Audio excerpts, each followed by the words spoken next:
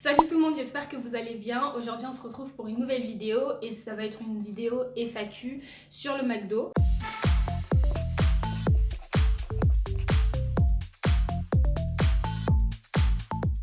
Je reçois beaucoup de questions en privé qui sont toutes les mêmes pratiquement, qui sont similaires. Ça me dérange pas du tout, hein. Vous pouvez venir me parler quand vous voulez, je répondrai toujours à vos questions. Mais j'ai pensé que peut-être ma vidéo n'était pas assez complète, donc j'ai décidé de faire une FAQ si ça peut vous aider.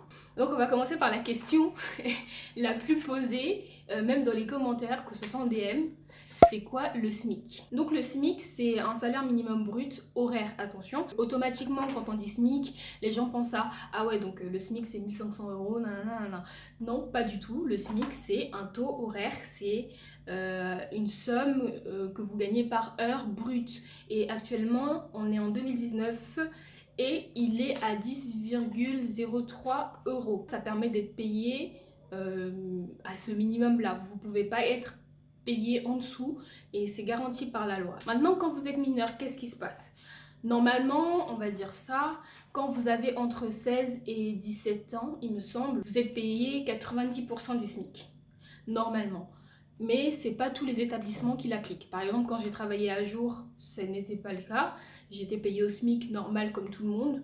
Et pareil pour le McDo. Donc normalement, au McDo, sauf si vous tombez sur des petits bâtards, vous êtes payé au SMIC, que vous soyez mineur ou majeur. Je suis mineur, combien je vais gagner? Je peux pas vous dire exactement combien vous allez gagner. On va dire que le montant que je vous ai donné là, ça va vous permettre de vous repérer et de faire une approximation, c'est ça qu'on dit, de votre salaire. Donc, quand vous me dites je suis mineur, combien je vais gagner, ou alors je dois faire combien d'heures pour gagner 1000 euros, bah les gars, c'est pas compliqué. Vous prenez 10,03 € et vous faites fois le nombre d'heures que vous avez dans votre contrat. Moi, je faisais 35 heures par mois et pas par semaine, parce que ça aussi je l'ai eu beaucoup. Je me suis fait embrouiller parce qu'apparemment je me disais n'importe quoi. Là j'ai postillonné carrément.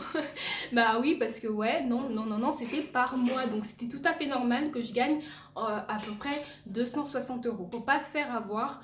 Quand on vous donne les montants comme ça, généralement c'est en brut. Le net, en net, je gagnais à peu près 260 euros parce qu'il y a à peu près 80 euros qui partent dans les taxes, toutes les cotisations et tout ça. Comment se passe l'entretien? Normalement, ça se passe dans le McDo, dans lequel vous êtes censé travailler, dans lequel vous avez postulé, et vous avez un entretien qui dure peut-être 5-10 minutes. Ça va être des questions bateau du style qu'est-ce qu'il faut surtout pas faire en restauration, qu'est-ce qu'il faut faire, c'est quoi les règles de base. Donc les règles de base, c'est l'hygiène. Sous combien de temps on a une réponse?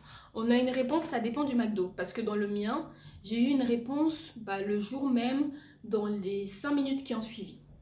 Parce qu'après l'entretien, le monsieur m'a dit d'attendre en bas. Et il y a la chef du restaurant qui est venue me saluer en me disant « c'est bon, vous avez le poste ». Après, j'ai commencé le soir même. Donc franchement, ça dépend. Ça dépend du McDo dans lequel vous allez être. Des fois, vous allez avoir une réponse le lendemain, ou dans 2 semaines, ou dans 3 semaines. Et soit vous allez commencer le jour même, ou alors dans 2 semaines. Franchement, vous n'avez pas le contrôle dessus. Donc là encore, je peux pas vous donner de réponse exacte. En ce qui concerne la tenue, parce que j'ai eu aussi beaucoup de questions, beaucoup d'inquiétudes à propos de ça. Vous avez 2 jeans qui sont fournis, qui sont noirs. Il y a le logo McDo, je pense que vous le connaissez très bien. Pareil, vous avez 2 t-shirts fournis. Et des surchaussures. C'est une sorte de caoutchouc, c'est des chaussures de sécurité, c'est pas des chaussures, c'est on va dire des semelles de sécurité qui vont vous permettre de ne pas glisser. Et on m'a aussi demandé est-ce que quand on vient au travail on peut venir directement avec sa tenue. Non, faut surtout pas faire ça. Si on vous voit faire ça, on va vous engueuler parce que les bactéries et machin, donc non, il faut pas le faire. Vous changez sur le lieu de travail.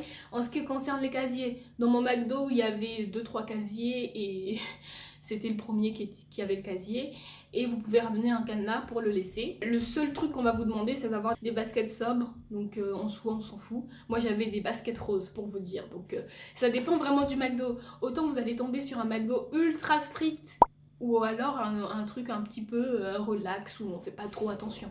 Parce que de toute façon, les gens, ils auront pas le temps de regarder vos chaussures, de regarder votre tenue. Ah oui, merde, non, non, non, non, ils ont pas le temps parce que dès que vous êtes là, c'est speed et vous avez pas le temps, vous avez le temps de rien faire. C'est moi qui choisis mon emploi du temps, ça c'est l'autre question. Bah non, non. Vous, tout ce que vous faites, c'est vous donner vos disponibilités dans votre lettre de motivation et eux, en fonction de leurs besoins, ils vont vous attribuer des heures. Que ça vous arrange ou pas, c'est pas leur problème. Quand vous avez votre entretien, on vous donne une feuille où vous allez avoir vos 2 premières semaines et après, l'emploi du temps sera calé sur... normalement, dans la salle équipier, vous aurez tous vos emplois du temps. Comment ça se passe quand on a des piercings? Quand on a des piercings, il faut acheter une sorte de ruban. Ça ressemble à, je sais pas du tout comment ça s'appelle, ça ressemble à du scotch que vous pouvez trouver en pharmacie ou en parapharmacie et que vous mettez sur vos piercings. Vous n'avez pas besoin de les retirer, il faut juste qu'ils soient couverts. J'ai répondu à la question combien je gagnais à peu près 260 €. Est-ce que je dois déposer mon CV en personne ou en ligne? Alors franchement, actuellement on s'en fout. Déjà c'est le McDo donc... Voilà, moi mon CV je l'ai déposé, tous mes CV en fait je les ai déposés en ligne parce que avant je perdais tout mon temps, je gâchais des feuilles tout le temps pour aller déposer des CV sur place et au final ça ne garantit rien, ça ne changera rien, ça ne garantit pas le fait que vous serez pris ou non. Peut-être dans d'autres types de jobs, pas job étudiant, là peut-être oui, mais là actuellement ça sert à rien. Beaucoup m'ont demandé comment faire mon CV quand j'ai pas travaillé ou quoi. Bah écoutez, moi aussi mon CV il était vide avant et ce que vous faites hein, c'est le basique. En soi il regarde pas vraiment le CV. Vous savez, vous avez la catégorie compétences, donc si vous avez suivi votre scolarité jusqu'au bout, pour l'instant en tout cas. Vous pouvez déjà marquer que vous avez le brevet, tout ce qui est ASSR, si vous avez le code, vous pouvez le marquer, enfin, vous marquez tout ce qu'il faut pour que ça soit rempli. Et votre scolarité, par exemple, moi, de 6e à la 3e, j'ai été dans tel établissement, de la seconde jusqu'en terminale, j'ai été dans tel établissement. Vous voyez ce genre de choses, pas la maternelle, on s'en fout, mais voilà. Après, vous marquez aussi que vous avez fait un stage en 3e par exemple, ou autre chose si vous avez d'autres choses. Là, et ensuite la lettre de motivation, bah, c'est le classique. Dans la lettre de motivation, ce qui est important, c'est vraiment de détailler ses disponibilités de la semaine. Parce que c'est vraiment ça qui va faire la différence.